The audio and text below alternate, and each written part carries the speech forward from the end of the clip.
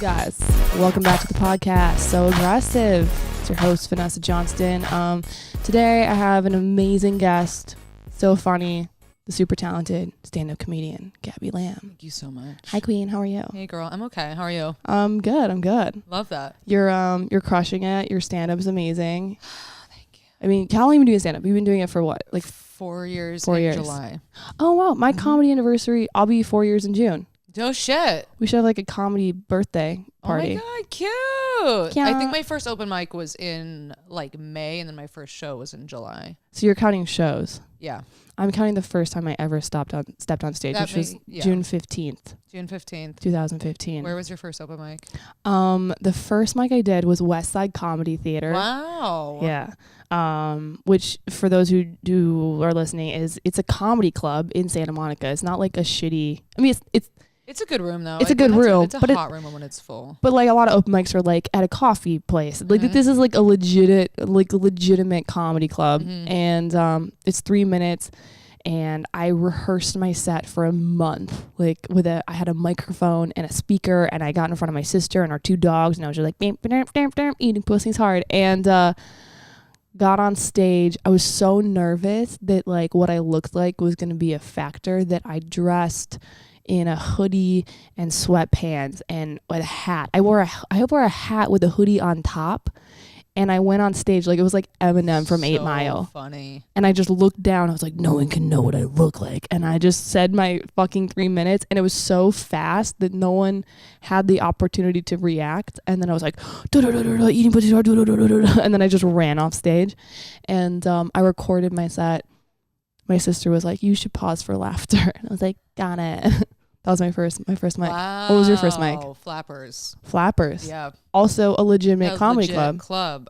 It was terrible. Fuck, it was terrible. You know, it was so nice. Like, I miss being so young in comedy, because it was like you didn't know that you were bad yet. Yeah. So like I knew, but I wasn't like affected by it right away. And now it's like when I bomb, it's like, oh fuck, I should be better than this. But like in the beginning, that's so interesting, because I have the opposite feeling. So really? when I started out, because I think when you start out, you don't know if you're meant to be doing stand-up. You're like, am I even funny? I don't know if I'm meant to do this. I still feel that way. I'm like, really? Every you're day meant to do stand-up. You're funny. I'm telling you. As your female encouragement person, no, you're meant to do stand-up. So I feel like, you know, because you've obviously gone on stage and crushed. I mean, I've seen you. You're really funny. So I think that when you first start, you don't know if you're supposed to be a comic. You don't know if you're funny. And you're going up a couple times. You're like, maybe I'm not even like meant to do stand-up. Yeah. Like I'm not supposed to be a comic. And so every time it bombs, it just reinforces that sort of feeling of, oh my God, I'm not supposed to be trying to do this. But I think now for me, when I bomb, I have no negative feeling towards it. Really? Yeah. I'm like, I know I'm funny. I've been on stage and I've crushed. And so when I go up and bomb, it's like, all right, you know what? This doesn't work. And that's fine. Yeah. You know, it does suck sometimes bombing and going off stage and people be like, you know, maybe you shouldn't do stand-up. Be like, listen, you don't know. I know. Yeah, right. I'd like you were saying from like last night, you want to go up to people and be like, I just fucking crushed and you guys didn't see. So fuck you. I know. Yeah. You guys don't know. Oh my God. So when you bomb now, how do you freak out, or what's your? Not as bad, but I do like. You know what's worse is when I think I do well and then I listen back to my sets and I'm like, oh, that wasn't good. How do you have that disconnect? Do you look at people in the audience? Do you make eye contact? That's a no. So rarely. I get thrown off. It's because it's true feedback. So I'm trying to remember there's a comic. He tours, he's a headliner, but he's not a big dude. I was doing Levity Oxnard, and he was like, always make eye contact with the audience. And up until that point, I never did.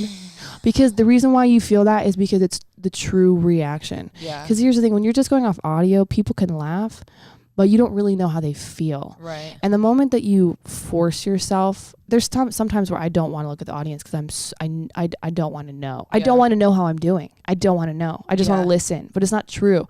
So like if you force yourself to make eye contact with people in the front row, it's really hard. But when you do, you'll be way funnier because you really know. It's like talking to a person.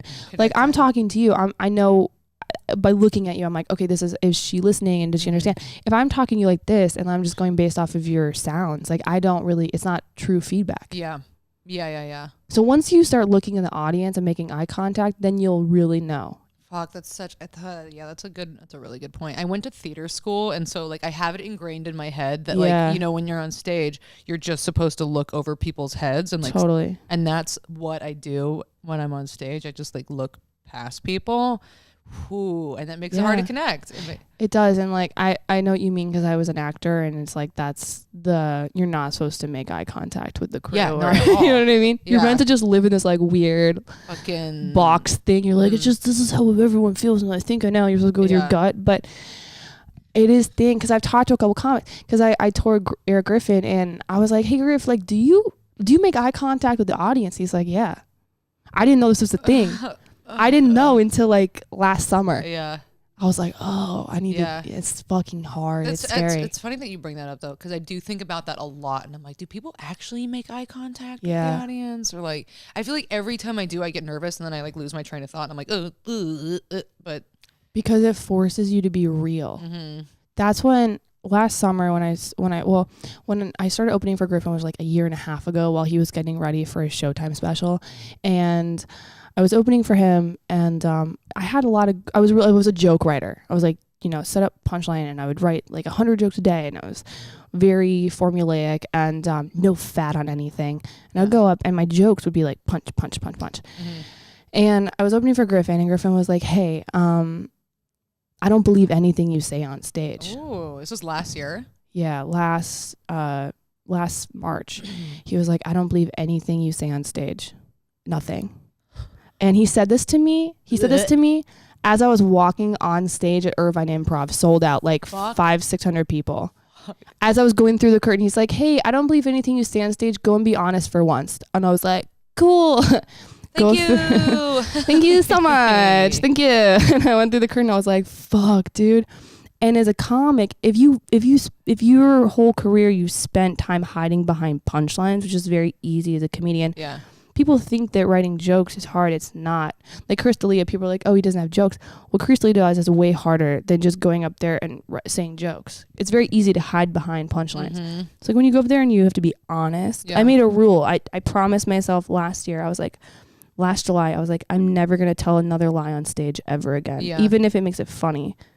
I forced myself to always tell the truth. Yeah. No embellishment. Yeah. And when you look at people, it reinforces, oh, I'm being honest, or I'm being dishonest. Because here's the thing, part of the reason why you might be afraid to look at people is because you know you're lying. No, that's interesting. Because when you look at them, you're like, oh, I'm lying to that. I'm lying to you. And now I'm making eye contact with you, and I'm lying to you. Mm-hmm. It feels extra shitty, you know? Mm-hmm. And then when you tell the truth, making eye contact and telling the truth feels good. So it helps you keep in check, I think. I'm so fascinated to know how you feel after this. Yeah. Like, hit me up in like a month after you've been doing it. I also, like, when you go to open mics, do you make eye contact with? Yeah. You do? I do, and it's very hard because comics, when you go to a mic, it's like a lot of comics are looking at their notebook. There's some comics that are, especially as a woman, they like don't want.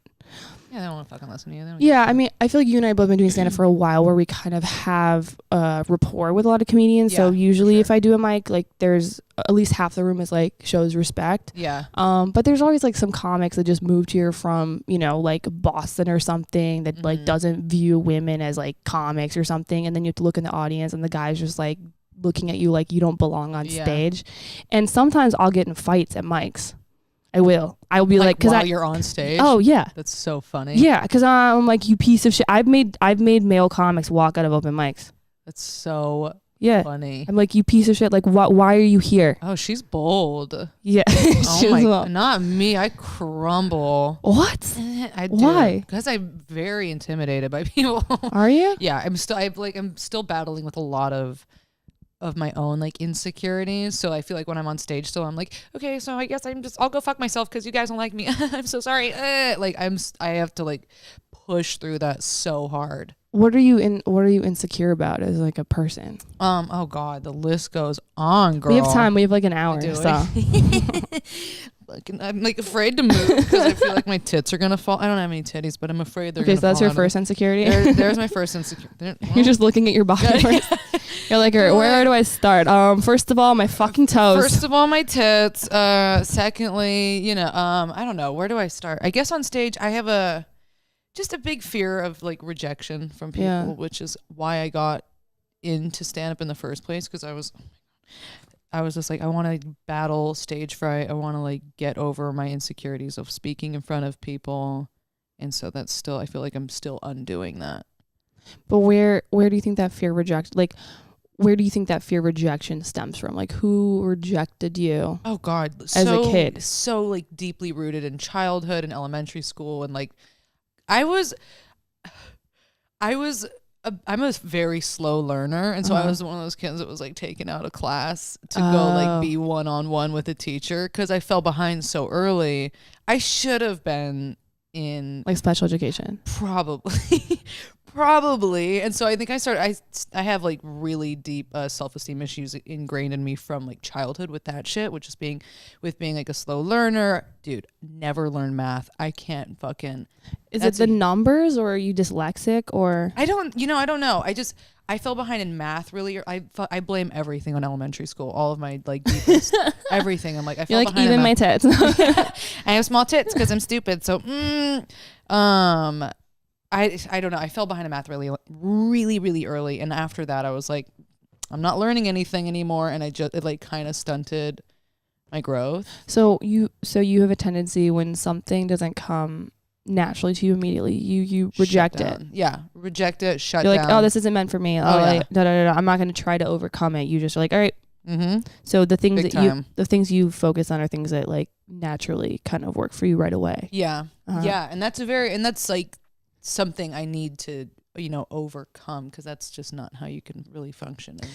But at the same time, I think that helps you get direction. So, I think that you do have a very strong sense of yourself and who you are. I think so. That ability comes from knowing, oh, I fuck with this stuff. I don't fuck with that stuff. That thing's for me. That thing's not for me. Mm-hmm. And there's a lot of people who don't have that. Mm-hmm. So I think that that's a very powerful thing to have. Mm-hmm. What else are you insecure about? Oh God. Honestly, I was thinking about this today while I was driving around. I was like, what is it that makes me so insecure? Like, why am I always battling with like self-esteem issues? And it really is like, it comes down to me wishing that I was smarter, but that is something that you can you can learn how to be smarter, I feel like you are smart. But not educated. Like, so you're insecure that you're not more educated. Did you drop out of like school? No, but I did graduate high school with a very low GPA. Like, I'm surprised that I even graduated. But I was always really big in the arts, so I had a bunch of like extracurricular shit to like let me get through high school. But like, girl, cheated my way through the SATs. Again, you're not in this lawsuit with Laura. No. They all got like fucking indicted, right? I listen to that shit. I listen to the news, and I'm like, what the fuck is going on? Like, I think everyone thinks that. Really? Yeah. I cannot girl, like, I listen to people have like regular conversations, and I'm like, what is going on? So my biggest thing comes down to like listening and education, and that's where I unravel. But here's the thing, Gabby, those are two things that like are so like, I don't want to say they're easy to they're not simple, but like, right. Okay, so you're insecure about your education. I mean, the good thing is we have the internet. Like, there's you can just, if you want to know something, you just Google it. Yeah. Like, totally. It's all stuff that can be. It's not like lost. Right. I can learn shit. It's not like you're insecure with like. I mean, if you had like a physical specific thing that you know what I mean. Mm-hmm. Like if you're like, I'm white, I don't want to be white anymore. Like that would be like a little bit harder, Right. But if you're like, oh, I wish I knew more about balloons, you can just like Google balloons. A lot of it is mental. Yeah, a lot of my shit is very mental. So does the insecurity come from like feeling when you're in a group of people, you feel like you can't keep up, or is it just 100%? Yeah, interesting. 100%. That's a girl. She nailed it. Yeah, that's a big one. It's like not feeling like I can keep up, and then I like get all of the anxiety of being like, well, how do I like keep up in this conversation to like look smart and like look like I'm capable, and I lose myself a lot in that. So I zone out. Like I zone out a lot, or I'm like, people think I'm mean a lot of the time, but I think like I'm just so like afraid of people that I like don't. Yeah. Yeah. No, that makes sense. Like if you don't engage, then you can't be rejected. Right. You're like, I'm going to reject you before you can reject me. Dude, are you a psychologist? I do that myself. I think, yeah, I do that, what you're saying. I think I'm so hyper aware of, because my mom has really bad mental illness and my father has mental illness or did. I think I'm so hyper aware of behavior and trying to be self-aware of how things affect me and what I do and how it affects people. But I have a lot of the same things that you're talking about. Yeah. And it's a constant, and that's part of the podcast, is like, I'm so curious of knowing people's insecurities, because I just started realizing that I'm insecure. I had a lot of behavior that I had a lot of things that I would do. Like, for example, like that, I'm like, I'm not going to be a part of this conversation. I was like, I don't want to be a part of it. Yeah. And I would justify it as like, oh, I'm, these people aren't my kind of people, or these people are like, I would sometimes try to justify, which comes from an Instagram. I was like, oh, I'm too good to talk to these people. Like, okay, these people are gross or whatever. They're, I would use justifications to why, but at the end of the day, it all came from me being insecure, that they wouldn't like me. Yeah. So it's like, that's so deeply rooted in there, Yeah. So you're like, I'm going to reject them before they can reject me. Yeah. That way I have control. Right. Yeah. And it's a control thing too. It's fear and control. Because your mom, what's your relationship with your mom? Because I watch you on Instagram, and your relationship, I can't ever tell if you're doing a joke or it comes from that. I can tell by your reaction. No, dude, a lot of your shit comes from your mom. Oh, so much. Because I could just tell. Because when people ask me about my mom, I do that. I get like, oh, fucking, here we go. Yeah. Where do you want me to start? You like, it hurts to talk about it. Like my mom, my relationship with my mom is, I love my mom a lot. She is a very tortured person. She comes from a very, like, her long line of mental illness. And I think she's been trying to do right her whole life with me, as our parents hopefully do. But I have a very good relationship with my mom, but she is that's a woman with a big personality. And she also was like a very loud person growing up. So I was always kind of hiding behind her. Like, for example, like if we went out to dinner, she's all like, instead of letting me order or do things, she'd always be like, okay, Gabby, I'll order for you. Like, she just kind of like took the reins on my life instead of like letting me be independent. Like, she would yell at me for not cleaning my room and then would clean my room. So it's like, I never had any real discipline. Right. And she's a loud, intense, she's a screamer. Like growing up. I see her scream at you on your Instagram. Oh, dude, for like doing yelling. the things that I would never scream at someone. Like, always yelling. You'll be like, "Hey, mom, what's up?" And she'd be like, "Fucking Gabby, don't talk to me." I'm like, "Oh my god." Yeah. That's how you make a comedian. Yeah. Like, that's like being in that environment. Yeah. Like, she gets mad at you.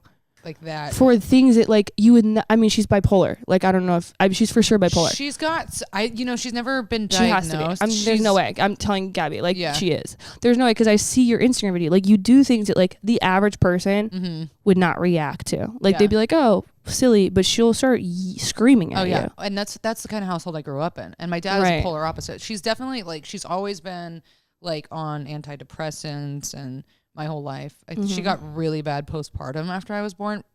Like, her dad was a fucking mess. Does that make you feel like it's your fault? No, it doesn't, because what always made me feel really bad though growing up was like her comparing me to my cousins, who all were really, really smart. All of them got into, Ivy Leagues, went to private schools, super educated. And she was always just like, why? Like, what did I do wrong? Why didn't you want to go to college? What did I do wrong in raising you? And I'm like, I don't know how to answer that. And that's like how it was my whole life. I mean, that has to hurt. Oh, like, that hurts big me. Time. Yeah, big time. For you. Yeah. But she's also very funny. Like, my mom is very bright and she's very funny. She's also very mean and very dark. And I think I got a lot of shit from her. How did you keep going? Like, how did you overcome that environment? Like, what? Because you're a pretty positive person, I feel like. So what that surprises you? Yeah. I think you portray positivity. Like, I feel like you try to make people happy. Yeah, and I do, because I am a big fat fucking people pleaser. And I think I am outwardly, but I do, like, deep down, I am so sad all the time. But then I'm like, why am I sad? Like, everything is okay. Like, I'm okay. But then I act out and I do dumb shit that gets me in trouble. And then like jail. You got arrested? Yes, I did. How you got arrested when? Couple weeks ago? 3 weeks, maybe a month ago. What happened? So I got a DUI, and I had a couple of drinks and got on the freeway. I was speeding, and I got pulled over. Like, how fast are we talking? Yeah, not even that fast, but I think I was like 10 miles over the speed limit, but it was a construction zone, and I didn't know because I was just like, I don't fucking pay attention. I don't know. Like, I'm just a bad driver to begin with. Right. Who pays attention to the speed limit? Not me. Especially when it's like late at night and you're on the freeway and there's nobody on the freeway. There wasn't. But it was in San Diego, and the cops have nothing better to do except for hide in the bushes. So that's what they were doing. And they pulled me over, and they're like, you know how fast we're going? And I was like, no. And they're like, it's 10 miles over the speed limit. And I was like, okay. And they're like, have you been drinking? And I was like, yeah. And they're like, okay. And then then he took me to jail. Was that your first time going to jail? Yes, it was. But I just found out this is so embarrassing. And I found out the other day I was on the phone with the DMV because I'm trying to figure out all my shit right now. Because I have court in like 2 weeks. So I'm trying to figure out like, okay, what do I have to do? And they were like, oh, well, this is your second one. And I was like, what? What do you fucking mean it's my second one? And they're like, well, you already have a DUI. And I was like, no, I don't. And they're like, yeah, you do. And I was like, from when? And they're like, 2011. And I was, so when I was 19, I went through a checkpoint. Oh. And I had fucking nothing, but I blew since I was underage, and I blew like a little bit. It counted as a DUI. It fucking counted. And I wasn't I didn't know it was a DUI because nothing ever happened to me. Like I didn't go to jail. They did suspend my license for a year, but like I never had to deal with anything. Right. There was no court, nothing, So I was like, okay, that was just like a nothing. And then on the phone the other day, they were like, yeah, this is your second one. And I'm like, okay. Damn. Yeah. 3 strikes, you're out. What happens if you get 3? Do you just not drive? I have no idea. And I'm not going to find out. So when you got arrested, like, what was that like? Sucked. Have you ever been in jail? I've never been to jail. Well, no, I've never been to jail. I've almost been arrested several times. Really? Yeah. There's my manager's like, what? No, but it's not for like, it's because I fight with the police. Oh my God. Like, I get into arguments. Did I tell you this, Lance? Issues with authority? Yeah. Yeah, I don't trust authority. Yeah, it makes sense. Or you have to earn. I don't just blindly. I'm like, not just, I trust people who I'm like, all right, I know what you're talking about and I respect you, but I don't just blindly give authority to people just because of their job title. Yeah. You know, just because you're a teacher doesn't mean I assume you know everything. Just because you're a police doesn't mean I assume you know that you're doing the right thing. And they don't. Most of the time, I mean, they're fucking assholes. They don't. So I've been a couple times, cops have tried to like pull me out of my car because I'm like fighting. I've gotten like resistance to, I've been like, what is it? No way. Yeah. I did like a couple months ago. I got 3 tickets from the same cop. No fucking way. Yeah. He's chasing after you. Bro, it was such bullshit, dude. I make a complete stop at a stop sign, right? To make a right-hand turn onto Fountain. Mm-hmm. It's like it's Friday traffic. I'm on my way to the office. I make a complete stop. I make a right. I go 1 block, like 1 street, and this cop on a motorcycle U-turns in the middle of traffic. And I was like, there's no way he's pulling me over. Cause like, I didn't do anything. I made a complete stop at a stop sign, and I made a right-hand turn onto a road. There's nothing illegal in that at all. And there's no way he's making a U-turn in the middle of traffic to arrest me. And he pulls up next to my car. He's like, hey, you need to pull over. And I was like, okay, well, I'm in a turn lane to go left. I was like, I'll go. But I was like, I just don't know. He's like, you have to pull over. So then he makes me, instead of making a left-hand turn, which would have been safe, he makes me like make a right across like 3 lanes of traffic. It was so dangerous what he was having me do. But I did it. I went and I pulled over, and I was like, what? Like, what's the matter, dude? Like, what's going on?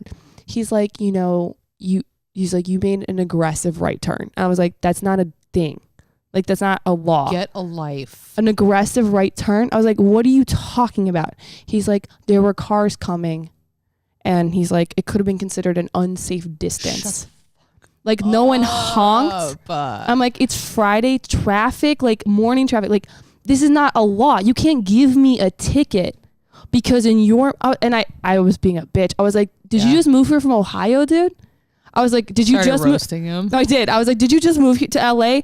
That's the most space you'll ever get ever on Friday traffic. Like there was at least 50, 75 feet. And he's like, what? And you just see your driver's license and I was like, oh, okay, sure. I was like, is this what you get off to, dude? I said this all to his face. I did. I was like, is this what you get off to? I was like, this is what you get off to. I was like, I'm on my way to work to pay for your salary. I was a bitch. Dude. I was like, I'm on my way to work. And I was like, this is what you think justice is? Damn. And so then he takes my driver's license. He goes and oh my God. And he's like, he purposely sits on his motorcycle for 20 minutes because I was like, you're gonna make me late to work. I was like, this is what's cool to you? Yeah. I was like, I'm literally a functioning citizen of society. At that point, he's being a dick. There. He's purposely being an asshole and he's sitting on his motorcycle making eye contact with me. He's like, I'm gonna make this bitch late, dude. So then I get livid and I was like, fuck this. I was like, I'm gonna call 911. So then I called. Yeah. So then I called 911 and I was like, hi, I'm being held hostage by this policeman. And I was like, I need to speak to his manager or something. And they're like, excuse me, man. What? The cop walks up. He's like, you can't, what are you doing? And I was like, I'm on the phone with 911 reporting you for being a dick. And then he's like, you can't do that. And I was like, well, I'm doing it. And then this lady on 911, she's like, ma'am, what you can do is just tell him to call his supervisor. And I was like, see, dude, you're on a recorded line, 911 line. I was like, you need to call your supervisor right now. I'm not hanging up this 911 call until you call your supervisor. So then he calls. This is insane. So then he calls his supervisor. His supervisor, it takes him another 20 minutes to get there. And oh my God. And the supervisor got there and I was like, and this is like where like I'm like, I'm gonna because I was being a little bit of at this point I was being a bitch because I was mad, but I was like, all right, I knew that this guy probably told his supervisor that I was being a bitch, so like at this point I was like, I'm gonna completely shift characters and I'm gonna be like so nice and innocent. I was like, hi. So then the supervisor comes and I was like, hey, I was like, my dad just committed suicide and I was like, I'm just trying to get to work, and this guy, he's so mean. Like I went from being a bitch to like a victim real fast. And then the supervisor's like, he's like, oh my God, I'm so sorry. He's like, I'll have a chat with him. And I was like, thank you so much. And I was like, what about these tickets? And he's like, I can't override it because it's illegal, but you can go to court and da da da. Anyway, this cop, after the supervisor leaves, gives me 3 tickets. He gave you 3 tickets and put my court date as Valentine's Day. Wow. Yeah, I was livid. Wow. So did you go to court? I got mad, and so then I was like, I'm not going. I was like, he's gonna win. I was like, I'm not gonna be his Valentine's date, and yeah, so I extended the court date. So I haven't done it yet. I'm supposed to do it like in probably like a month. You gave you 3 tickets? Yeah, for resistance to arrest, failure to pull over. It's like it's all bullshit. Yeah, and then this aggressive right hand turn thing. So stuff like that. Or that's not real. He almost took me to jail. He was like, I'm gonna take you to jail. That's when I was like, fucking, let's go, bro. Yeah, and stuff like that. I can't believe that. See, that's something I would never, and that's like what I want to do, but I'm so like, okay. Oh my God. Yeah. That is wild. Yeah, dude. You tried to fight him. Every time. You wanted to fucking Here's the thing. fight him. If I fuck up, so funny. But it's like, if I fuck up, I fucked up. You know what I mean? But you didn't fuck up. No, I didn't. I was like, it's wrong. Yeah. Like, you're wrong. I know. You're just trying to make your quota, which to me is morally wrong. Yeah. Like, you can't just be out here. Oh God, it just makes my fucking blood boil. You know what I mean? Yeah. People in like power positions that like take advantage of. Oh yeah. Ooh. Like, this dude was like, I'm like, in my head, I'm like, I know this is like so profiling, but he just like looked like a racist. And I'm like, I'm not going to let you win. You know what I mean? Yeah. Like, I'm going to give you the shit that I know that black people can't give you. Oh my God. You fucking asshole. I want to talk to your manager, which by the whitest woman thing you possibly can do. I want to talk to your manager. Calling 911. Yeah, dude. So funny. Ugh. Excuse me, 911. Did you like jail? I kind of want to go to jail just to like experience it. I loved it. Wow. Can't wait to go back. You're like 5 stars on Yelp. Oh my God. Yes. No, jail was a fucking nightmare. I did kept keep trying to make jokes. I was like, I'm gonna shoot my Netflix special in here. Guess who wasn't laughing? Anybody, because nobody wants to laugh at you when you're in jail. But I was like, I'll be back to do a special. Oh, it was a fucking nightmare. And I found out, since this is, I guess, DUI number 2, that there's a good possibility, a good chance that I'm going to have to serve more jail time. Oh, shit. So they can, like, lock me up on the weekends for a couple of months. Like, just to, like, go a weekend extended stay at the county. At the, Vista Detention Facility. It sounds like it's by the beach, at least. Girl, inland. Inland. Real shitty, by a Jack in the Box. On the other side of the 405. Not cute. Really not cute. It was a nightmare. What was the worst thing about being in jail? Honestly, there's a lot of things. But one of the things that was so infuriating about it was that they had this shitty fucking TV in the corner. Ooh, and it was just making me mad because it was like it was mocking me. And it was all like grainy and black and white. And they do that shit on purpose, you know? And it was behind bars. And they weren't like playing anything. It was just a shitty, grainy TV behind bars. And they don't turn any of the lights off. So you're just sitting in like fluorescent lighting all night with this shitty TV going on in the corner. And I was just like getting so mad watching it. What, they weren't playing anything? No, they weren't playing anything. It was just like grainy. Was there noise? Could you hear it? No, but it was just pissing me off because I was just looking at it just like, fuck you. There's no time, like there's no clock, there's no nothing, just a shitty TV and these cement shitty wall like benches, and you just sit there like goddamn. And nobody like, and you just see the cops like laughing and like walking past you, and you're just like, oh. There was a woman in the cell next to me who was like cussing the cop out, and she's like, I'm gonna fucking fight you, bitch. And I was like, that's not me. I was like, that's me. Yeah, that was you. I'm gonna put this whole fucking jail in this cell by the time I'm out.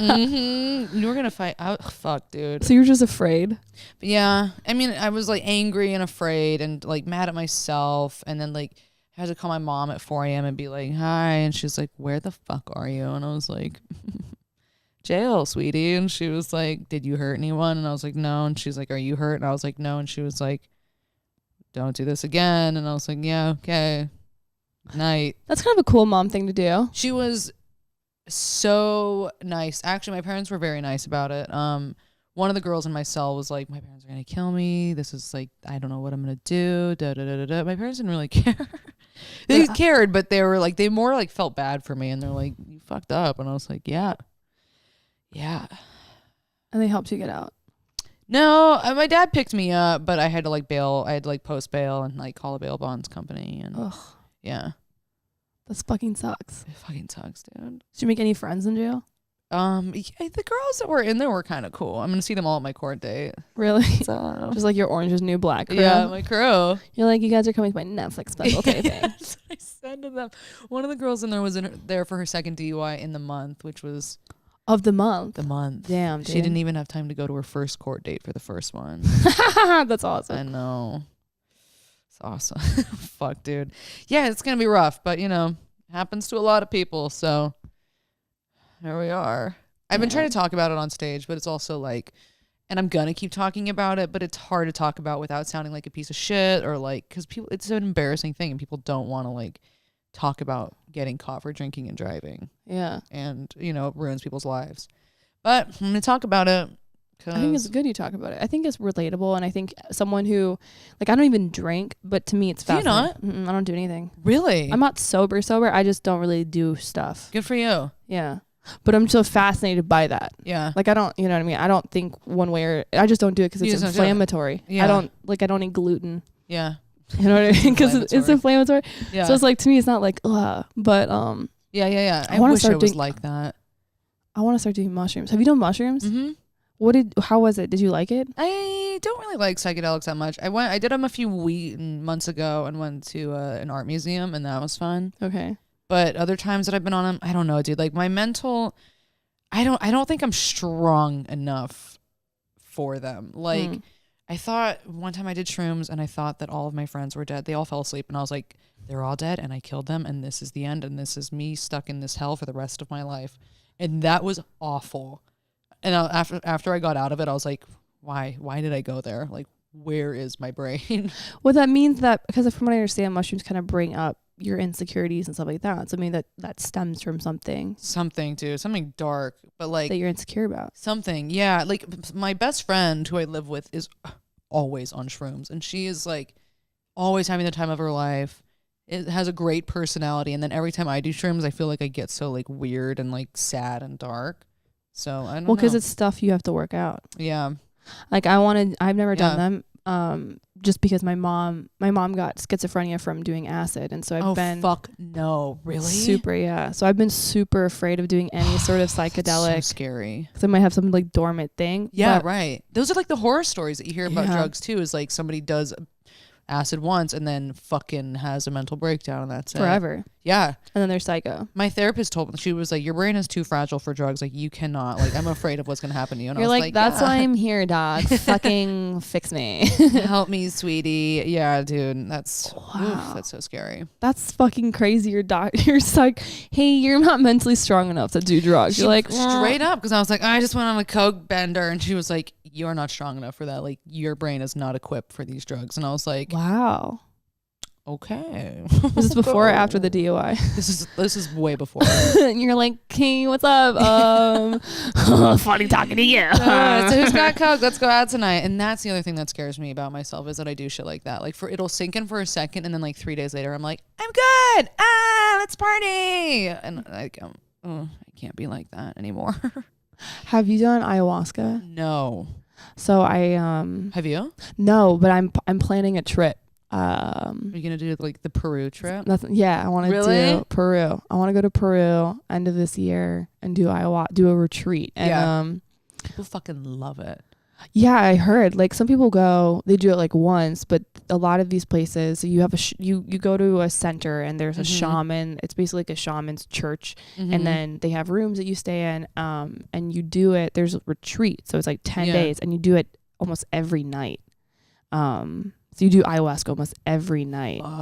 And the next day, so basically when you do ayahuasca, it's like a DMT concoction, like a tea that it comes from two plants. One plant has a DMT and the other plant basically prevents the enzymes in your body from breaking it down. So you actually ingest it and it goes across the blood-brain barrier. And what happens is after about 20 minutes, you're in this circle, right? You're in this kind of like a tent almost. You're in a circle of these, like 10 people who are also doing it. They all take the tea and there's a shaman leading it. And then after about 20 minutes, everyone starts vomiting. So you get a vomit bucket. Yeah. So you vomit and then you start hallucinating and everyone's just like, it's like bringing up all your childhood trauma and people are like crying and screaming and shitting themselves and vomiting. It's so disgusting. How long is it supposed to last for? Like hours. And then the next day they have they have like therapists, and then you talk to your shaman. You're like, hey, this is what I saw. And the shaman's like, oh, this probably means, this is what we need to work on. And this is what that's coming from. And then he's like, tonight, try to work on this. Wow. So then it's like that night, then you do ayahuasca again. And then you try to work on the thing that you talked about. And you do that for like 9 days. Ooh. Yeah. Do you know it's anyone who's soul gone through this? Crunching. No, but I don't know how it came about, but I was just like, oh, I need to do it. I need to do this thing. It would be really interesting because I think it would help with insecurities. Yeah, for sure. It brings it all out. And also the shit of like trauma, like physically lodging itself in your body. You know, like working through that. That's what they say. The vomiting is almost like you're vomiting out your negativity and your trauma. Yeah. But it sounds so scary, especially doing it because one of my insecurities is looking stupid or looking just not looking good in a group. Really? Yeah. Like that's even in my stand up, like I want to do act outs. Like I'm an act out comic. Yeah. Not on stage. So like off stage, I'm very like, blah, blah, blah, blah, blah. Only around people I know very well. Yeah. But around everyone else, I'm too insecure to let that side of me be exposed because I'm afraid I'm like dumb or just be gross. So being in a circle and vomiting and like being not having control and like crying in front, that's like one of my biggest fears. Yeah. That's so interesting. Terrifying. Yeah. Yeah. I'm like, I feel like that's like a societal thing too for women. Like we are taught to not like be ugly or be humiliating, to not be gross or act out. And like, that's such a thing to break through. 100%. Yeah. It's so crazy. I think about that because like you look at on Instagram, like you see a guy do one thing, and if a girl does the exact same thing, it's even if it's the exact same thing, everyone's like, no. Ew, she's a girl. She's not supposed to do that. No. Yeah. It's not funny. It's just it's so much harder for women to be funny, especially, and like if you and I don't want to sound.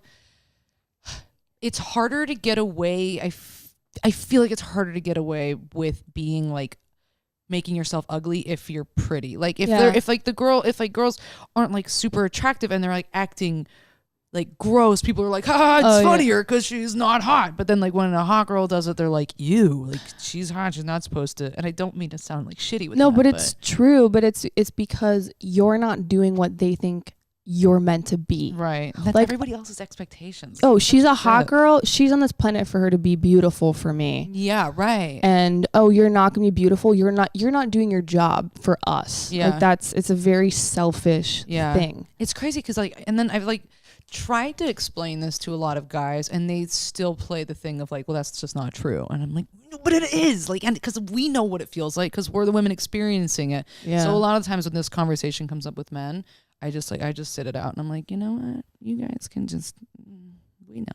we know how it makes us feel. Well, you know, something that drives me crazy as a comic is that if a guy does a girl voice, instant laugh. Mm-hmm.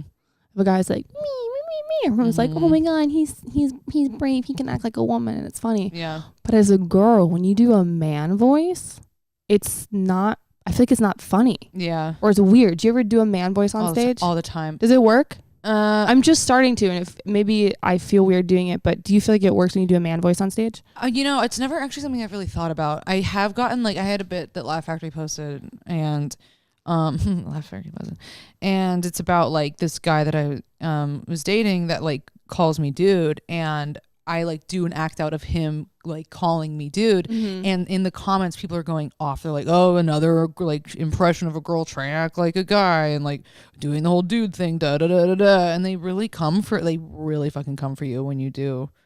Yeah, but meanwhile when a guy does a girl thing, it's like, yeah, it's opposite. No, everyone's like, oh my God, he's so funny, and it's support from men and women. Yeah, and I know there's so many. And then when a girl acts like a guy, the guys are threatened. Yeah. And then the girls are like, but that's not really what we're supposed to do, right? Yeah. So it's just confusion. Everyone's confused. And you can't laugh if you're confused. Because if you're just uncomfortable and confused, you can't. You're like, I don't know if I'm supposed to, like, what this means. Yeah. It's very, very weird. It's so true, though. It's so fucking true. Comedy struggles. The struggles of a female comedian. Really? I know. I think about it all the time. And I try not to, like... It's so fucking being like a cute girl that does comedy and then like talking about like how it's hard, but you really are like so sexualized. Nobody wants to hear. Nobody cares. Everyone thinks I have this fight all the time with people. People are like, oh, it's so easy being a female. Like it must be so easy being a pretty woman in comedy. Like, oh, you probably ascend so fast. It's so much harder. So hard. It's so much harder. People have no idea. I said this, I'm like, you understand? Like people like me, we have to be 10 times funnier than an average looking dude to get the same respect. It's so true. I know. And if it was so easy being a chick to be a comic, I'm sure you're on this. When I'm on a lineup, I'm usually the only woman. All the time. The only woman. One or two of us. And then like I see a lot of lineups, even now at big clubs, that it's only men. Yeah. It's only men. All the fucking time. Yeah. So it's like, okay, if it was so easy just being like a pretty hot, if it's so easy being a girl comic and it was just everyone just like wants to fuck you and you get spots, if it worked like that, lineups would be one dude and like 6 chicks. Yeah. Always. Yeah. It'd be like the booker and like 7 chicks. It doesn't work like that. Yeah. It literally does not. There's so much more to prove. Yeah. Because people, I don't know if this happens to you too. I'm sure it does. But like whenever my videos are posted, the comments of just like, oh, another woman who's not funny. Another example of why women aren't funny. Like she took Amy. I hear this one all the time. She took Amy Schumer's masterclass. And it's like, okay, first of all of you fucking come up with something new to say. But I hear it all, like it sucks. Oh, on the Laugh Factor you're saying like the misogyny. Oh my God. Another example of women who aren't funny. And it's like, okay, yeah, we get it. Nobody thinks women are funny. And it's like, that makes me insane. How does that make you feel when you see comments like that? crazy. Really? But then I get like, then you just get over it and you're like, whatever. So people are so fucking stupid anyway and like don't get it. But like at the same time, it bums me out because it's like, oh, this is really what like America or like people think in general of women. Like they really deeply believe that we are not supposed to be funny. Well, because comedy is such a, but you know, it stems from the women aren't funny. It stems, the deep root of it is women are not meant to speak. Yeah. That's where it's the core of it. The core of it is women are not meant to speak. Women are not meant to be heard. Mm-hmm. That's the root of it. Yeah. And then the comedy is just like an addition. But really that's where it comes from. Women are meant to be seen, not heard. Yeah. I know, because like so many like relationships that I've had where it's like, where I am the funnier one and the guys are always like, whoa, you're not, I'm supposed to be like the gross funny one. Why are you? Or this one, like every guy's like, you know, if you date a guy who's not a comic, they're always like, you know, people always told me I should do comedy. Always, dude. Oh. You know, I'm sure if I did comedy, it would be like so much funnier than you. Yeah. Every time. I should probably get into it. I've dated so many guys that are like that. It's just a guy thing. They all every day. Oh, you know, my friend. I've always thought I was supposed to do stand up. They all fucking think they all want to be stand up comedians. But then also, like when you date comedians, it can become like a thing of, well, who's funnier or like, oh god, I date so many fucking. I'm starting to do that. I'm dating a comic now. Yeah, me too. You are? Oh yeah, we talked about this. What is it like dating a comic? This is my second one. It's the worst part is breaking up and then having to see them all over the place. Totally. And but it's fine. I don't know. It's also the competition of like, I think the other hard thing about dating a comic is that they don't want to acknowledge that you're funny because they're also, so it's like two people that are like in it for the same thing. Mm-hmm. That's my experience. I don't know about yours, but like, so I like dating a comic for a couple reasons. One, like for example, the comic I'm dating now, I called him. I FaceTimed him last weekend. I FaceTimed him and he answered it on stage. No way. Because he was touring, he was on the road, he was doing a weekend. And he answered it and then like just FaceTimed the whole audience. So I was like, what's up guys? And he was like, tell us a joke. And then I was like, so I'm dating this vegan because he's a vegan and I always shit on him. And then he's like, okay, bye. You know, it's like, I like that. I like the, like I'll do bits about him and then, you know, I'll send it to him and he'll be like, oh, fuck, like you can't have a funnier thing. You know what I mean? But it's like, it's fun. I like that. And what I like is that it's like, okay, you actually do stand up. You actually understand it. Yeah. And you speak the same language. Which is so much better than having to hang out with a guy who doesn't do stand up, who thinks he's supposed to be doing stand up. I'd rather, considering that every dude for some reason, when he's hanging around a female comic, thinks he's supposed to be a comic, I'd rather be around a guy who's actually a fucking comic, dude. Yeah. Because they understand how hard it is. And I think they respect when you do good. They understand how hard it is to be good. So there's so much more respect. Yeah. I feel like it's more unspoken. Like with the guys that I've dated, like they praise me like in a different way. They're never like fucking great set, but then it'll come up later where they're like, yeah, you're funny. And I'm like, say it again. Like say it again. Let me record it this time. Yeah. Can I put it on Instagram? Yeah, right. And let's hear it. But yeah, you just understand the lifestyle more too, and it is a lot of fun. One issue that I have with the dude I'm hanging out with right now is that when we're in a group setting, both of us want to be the only one that talks. Yeah. So there's an issue with that. Oh my God, yeah, like the upstaging each other. Yeah, and he's a man, and he's like, you know, and he's very like has to. God, I want to know who it is. I'll tell you after and you'll know. And you'll be like, damn, dude. Really? Fuck, cool. We like fight. Like we were fighting. We were at the Grove yesterday and we were fighting because he's taping his next special, or he's taping his first special right now. He's getting ready. We were picking out outfits, and he just asked me. He's like, oh, come with me, help pick up my outfit for my special. I was like, sure, I'll go. And we're going, and then I was like, oh, what do you want? He's like, well, these are the things that I had. And he shows me a photo and it looked really good. I was like, oh, that's a great outfit. You should wear that. And he's like, oh, I'm not wearing it. And I was like, well, why not? He's like, because my ex picked that one out. And I was like, well, okay. So mind you, this was a couple weeks ago and he broke up with this chick last year, but I guess they were still kind of like talking a little bit, which doesn't bother me. But like, dude, you guys had already broken up and you asked her to pick out your outfit and now you won't wear it because she picked it out. So I'm like, if you're that kind of person, who like can't have anything to do with something, he's like, now he won't wear yellow in his special because she picked out a yellow shirt. I cannot. So aggressive, right? I was like, I mean, like, where comedy dynamics already superimposed this outfit onto the stage. Like, they went through a lot of work to be like, this is the outfit. And he's like, fucking can't because she likes it and now fucking fuck her. I'm mad at her. Yourself. I hate that shit. Exactly. So annoying. And I was like, honestly, I told him, I was like, if you're like that, where if someone that you're talking to and you get mad at them, now you can't have anything to do with that thing. I was like, you shouldn't have me here. Yeah. Or you shouldn't have anyone that you are close to at all, like not even friends, because you're going to get mad at someone eventually. Yeah. And now the outfit of your first special, you're going to hate for some reason, eventually, at some point. Yeah. It might not be now, but maybe it's in 2 years. And then I do something that annoys you, or your friend does something and now you fucking can't watch your special that you've taped 2 years ago because their outfit reminds you. If you're that kind of person, I was like, you should hire a stylist and never talk to them again. That's the only you hate and just someone you don't know, and you'll never. So there's no possible memory. Mm-hmm. I was like, that's what you should do. He gets livid. He gets so mad that I said this. Why would you say this? We're arguing. And at this point, instead of just us talking, he needed an audience. So he starts grabbing.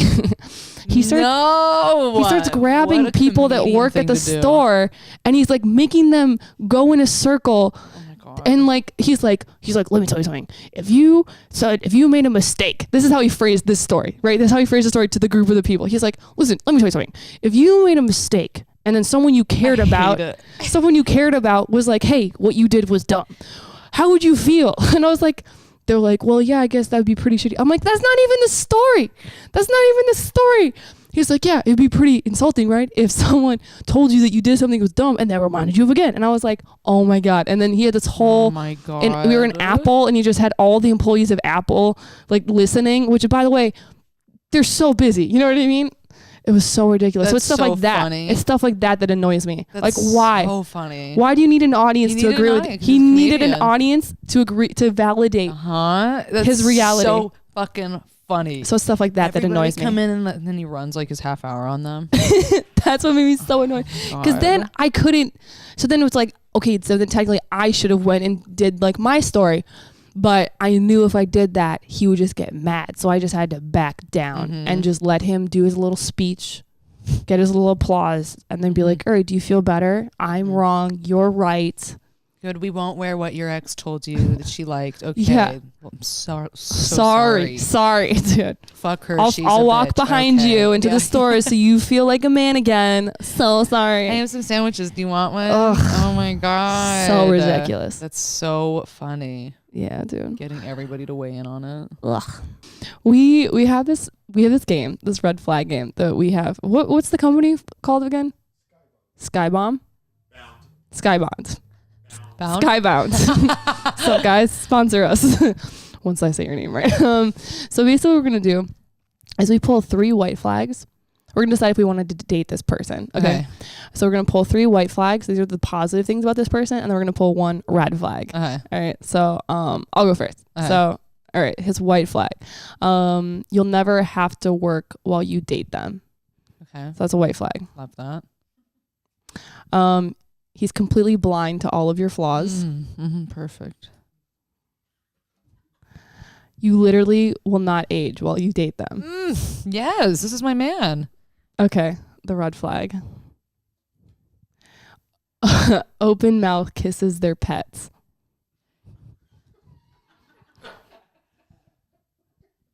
See, now that's like a deep... there's something there is dark. So I don't know.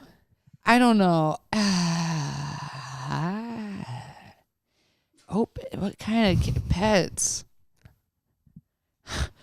I don't know. That does make a difference. What kind of pets? Like, are you open mouthing kissing your bird, or?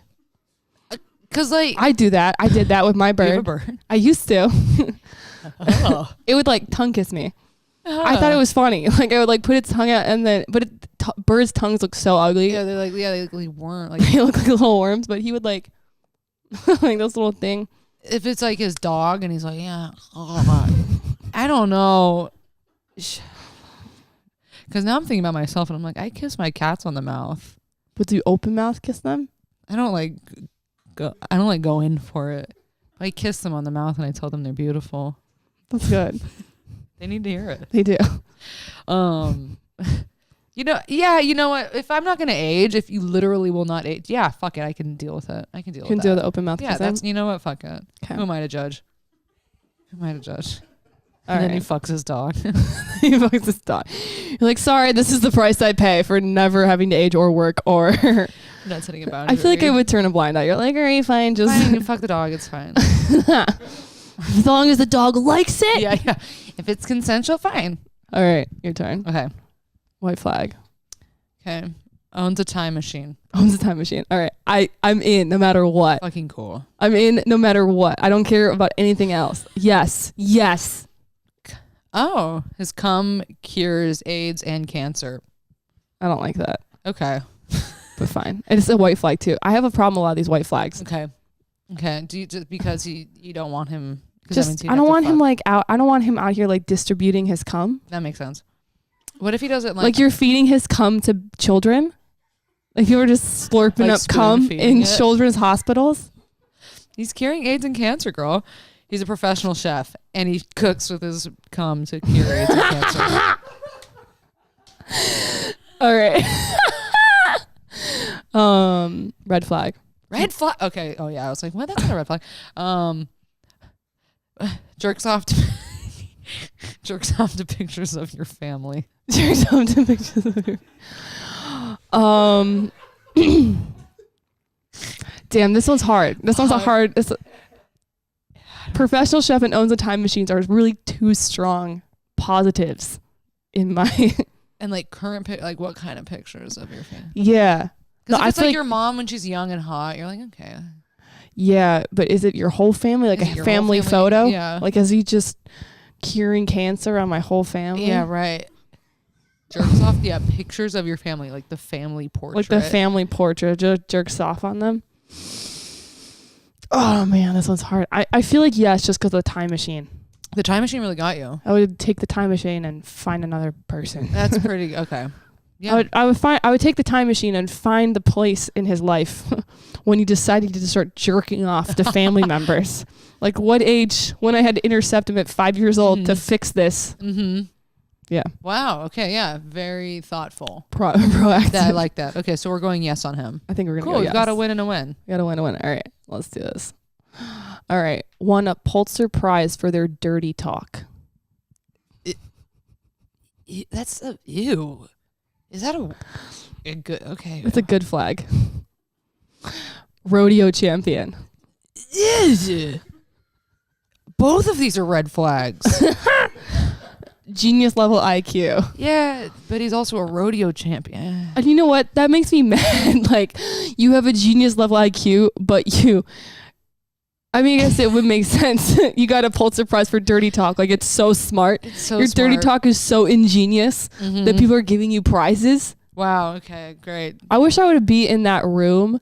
Because in a Pulitzer Prize, isn't it like it's like an auditorium of just like scientists and geniuses? Yeah, geniuses. So this dude just went up and was like, fucking the way she slits her vagina into my throat, it tickles my frenulum, or how the fuck. And all the scientists are just horny. And like, wow. They're like, I vote yes. Yes, honey. A rodeo. Pulitzer Prize, my pussy. Okay. Let's see. Red flag.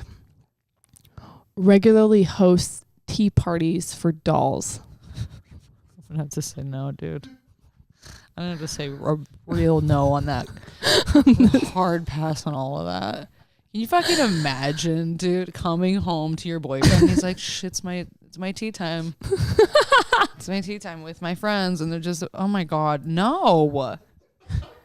He's like, and you're like, sorry, honey, I'm so sorry. It's 3 p.m. I should have known better. And he's like, you know. Oh with my friends. And then he goes and he writes, no, thank you. I'm gonna, Right. But what if he's so hot Nah. There's no way this guy's doll hot, thing bro. is fucking, yeah, there's no way he's hot. He's really smart. He's really smart and he loves, no, it's. Bro, he kills people for sure. For sure. This is Ted Bundy. Yeah. Regularly hosts tea parties for dolls. And has a Pulitzer Prize for dirty talk. That's how he got his victims. What an awful fucking, that would just be the most embarrassing thing. What? Hosting a tea party. That's so niche. I bet there are some girls who'd be like, yeah, I like that. He dresses them up for outfits. He has attention to detail. Oh, my grandma had a doll hospital, so it really hospital. Yes, she called it. What does that even mean? So people would bring their broken ass dolls into my grandma's. That's your mom's mom? My dad's mom. Okay. Burl. Oh my god. Beautiful name. Your mom, her name's Burl. Burl, like B-U-R-L? B-E-R-Y-L. It doesn't even want you to spell it. No, it doesn't. It should not be a name. But that was her name, and she had a doll hospital. And I bet she'd like him. For sure. This is her man. Fucking for sure. For sure.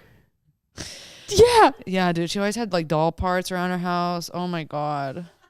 That's so creepy. It was bizarre. Oh my god. When I was so little, I walked past her. She lived in a trailer. Of course she lived in a trailer. Rest in peace, Grandma Mima. Oh my I walked past her room though, in her trailer, and she had her bedroom door wide open with one of her baby dolls tucked into the bed with a sheet. You know, it was just tucked in. And I walked past and I was like, what the fuck is that? That was just her baby doll tucked into her bed. Oh my god. Is that okay to laugh at? Yeah. Yeah. It's a doll. But wait, so people would just bring dolls to this trailer. Yeah. In this trailer park and like fix my dolls. Mm-hmm. Because I feel like having dolls is like a rich person thing. Mm-hmm. Is it not? I don't know. I didn't Who know has her clientele. dolls? I don't know. I was so little. I don't remember her clientele. I bet they were weird though. I wish if I could go back. Because if you're paying for your doll to be fixed, what kind of person, like what you're this guy socioeconomic person are you? A Pulitzer Prize dirty talking rodeo champion doll. Yeah. Fucker guy. Fuck, dude. It all comes full circle. So this is a no, I think. This is a hard no. It's a hard no for me. All right, next one. Okay. I'm ready to meet my man. Is a mer person? Mer person? What's a mer person? What does that mean? That's a red flag, dude. Oh, a mer person. A mermaid. Really? Of course Sam knows that. Ginger. Just kidding. It's a mermaid. He's a merman. Okay, so he's a mer person. All right, that's a maybe. Really? I mean, I kind of would. I just don't know if mer people have big dicks. Did you see the Shape of Water? No. Oh yeah, I did. I didn't like it. Did you think he was hot? Not really. He was like a legit fish. He was a legit fish. Well, so was a mer person, girl. So. Yeah, I'm thinking more like Little Mermaid, like not Fish Man. His bottom half is a tail. But if he has a big dick. Does he have a big dick, dude? I heard built? dolphins have big dicks. Dolphins are wild. They do have big dicks. So probably mer people have big dicks. Probably. Okay, so if he's a mer person with a big dick, that's a good flag. He's a mer person. Okay, and he owns a bounce house for sex. Wow. Owns a bounce house for sex, like a bouncy house. Whatever you want to take with that. Like for kids.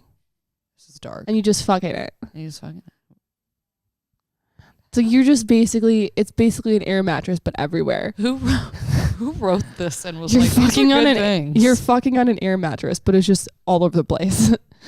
Yeah. Yeah. I don't know if that's a good flag for me. Okay, next. Loves video games. Wow. That's not a fucking green. That's not a good thing. None of these. These this is a trap. These good flags are more bad flags. Mm-hmm. Okay. All right. Let's see what. Oh yeah. Okay. Okay. Oh, did you? No, it said red flag because I was like, oh, maybe it is a red flag, but it's not. Okay. So you decided that you like. Okay. Masturbates in public. Honestly, right. A white flag. Is this for you a white flag? Honestly. Why? Yummy. Why? I'm just kidding. No, you aren't kidding. I can tell. Gabby, circle of truth. I would do it. I would date a guy who masturbates in public. What about that turns you on? No, nothing. I'm serious. I would not. No, you would. I can tell. You can be honest. I walked past a man on Sunset Boulevard recently jacking off in public. Wow. And? Did not do it for me. I thought, wow, bold move. But I didn't think like that. I want to go hook up with him now. Yeah, but if there's a dude, if you were into a dude, right? And then he masturbated in public, would that make you more into him or less into him? I mean, like, if he was sitting on a public, if we were like at a park and he's like, hey, I'm gonna jack off right here, I'd be like, you're fucking insane. No. But if it was like, definitely not. But if he was like, hey, let's go hook up somewhere public that's discreet, I'd be like, yeah, okay. Okay, so you want to do things in public that involve you. You don't want him, you just don't like when people masturbate. Yeah, I wouldn't want to, like, yeah, no. Yeah. If he was like, let's go fuck in a bush, I'd be like, yeah. So you like the public part. You don't like the masturbation part. The public masturbation thing. I've masturbated in my car before, but like that's... Did you? Oh, yeah. I've only done that once when I bought a vibrator at the sex store and I was so excited that I got it that I was like, I'm going to test drive it. On the way home. On the way home. Yeah. While I'm driving. Yeah. I've done that before, long drives. And I'm like, you know, might as well jack off in the car. Why not? You know, what's interesting is it kind of is like Melissa. Her arms are crossed. Melissa, have you masturbated in the car? Let's be honest. You haven't? Well, you know Missing what? out, girl. It seems like It's actually kind of exciting. Yeah, it's kind of exciting. It's You got to be careful, though. You just need to have leather seats. Are you a squirter? No. I just started. Are you? I just started. I got a new toy. I thought it was a lie. I thought it was No, a fable. I convinced Rachel Wolfson to buy this thing. I was like, bro, this taught me to squirt. But now I can't masturbate as often because like my What? sheets get so wet. Shut the fuck It's up. so annoying. I have to What? put towels down. Yeah. Okay, wait. So it's like once you open it up, you can't stop? Like once you start squirting, it's like, that's it. You just squirt from now on for the rest of your life. Yes. I don't know if I would like that. It's so annoying. You just make everything wet. I can't masturbate in my house. I mean, I can, but it's like I have to put so many towels down. Do you have roommates? My sister. Oh my God, your sister comes home and she's like, why is everything soaking wet? You just Squirt, squirt, squirt, squirt, squirt. oh, sorry. I just. Oh my God. It's no, but so like a couple nights ago, I was masturbating and I was like, I'm not gonna squirt tonight, and I it was like a mental game of like forcing myself not to. I was like, you better not, and I did it, and I was proud of myself.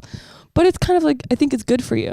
I don't understand how you. Do you know what squirting is? I just started researching it. So no, people, I don't actually know. There's a whole thing. Like people say that it's pee, but it's not pee.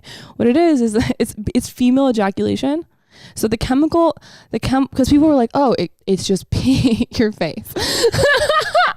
They're like, oh, it's just pee. Melissa's loving this, and the three men in the room are like, I don't know if they don't know if they're supposed to laugh at it, or if they're supposed to even make eye contact. They don't know if they're supposed to look up on their phone. I thought it was just a porn thing, for real. What do you mean a porn thing? I don't, because you always like. It was like fake. Yeah. Like they like put a water bottle in there something and like, special effects. I don't know. Like CGI. You just thought the squirting was CGI, like super highbrow porn. For sure. No, it's a thing. What it is like, so female ejaculation. Basically, it's a fluid that's in it's in like a gland that builds up when you're horny. Okay. And it's supposed to release. Otherwise, it gets pent up. Just like when a dude gets blue balls, women get blue balls. But it's in this gland. What? No. Yeah. And so if you don't come, it's like having blue balls. So you're supposed to. So okay, so it was the first time that you did it just like It's a lot. Was it a lot of pent up? Yeah, if you don't do it frequently. It's like coming. But it's weird because like I think your body starts making more of it as you start squirting more. That's why, because it's like I come when I masturbate, but like I also don't do like interior. You have to do interior. Do you have a Hitachi? It scares me. No. So like I have a Hitachi, so I was only doing exterior, which is basically just putting a lot of stuff in your gland. And then when you have to go interior, well now I do it from both because my body's been trained from this like thing, this like attachment. This is wild. I'll send it to you after the podcast. I was just thinking yesterday, I was like, you know what? I haven't learned anything new in a long time. Now that changed today. That changed today. What? Yeah. So you started masturbating with this thing, and now it's just squirt. You can't squirt. Stop Squirt town, dude. Squirt town 101, dude. Yeah. Wow. Yeah, dude. Damn. Blown away. On that note. On that. We're probably going to have to cut that out of the podcast. Really? Maybe not. Who knows? I feel like that's relatable to women squirting. Yeah. Lance is like, yes. Is it too dirty? Do you have things that you cut out of here because it's like He's too like, dirty and indeed. shit? Your friend from Hawaii is like, oh my God, welcome to America. Oh, we know Hawaii's in America. He's like, welcome to California. Oh, la la la la. I'll give you a lay of squirt flowers. No. Yum. All right. I'm gonna wrap this up. Where can people find you? Instagram really is where I live. What's your Instagram? Gabby Lamb. Oh yeah, how do you spell it? GABBYLAMBY. Nice. Mm-hmm. Anything you want to promote? Pop in. I'll be at court April 25th, 7:30 a.m. if you want to catch me there. On the 26th, I have a show. I'm headlining in San Diego, which worked out nicely. So I have court then. Same thing. Did you see Destiny? Yeah, Destiny. Destiny. I don't know where the show is, so I really can't promote it. But it's there, and I'm headlining. You're just going to invite everyone in the courthouse. You're going to go up. Absolutely. You're going to go on the podium. You're like, you want to see more? Come to my show tonight at the fucking club. At the bar show, probably. See you there, Judge. All right, guys. I'm Vanessa Johnston. This is another episode of Sooo Aggressive. We'll see you next week. Thank you. Meow. Thank you. Bye.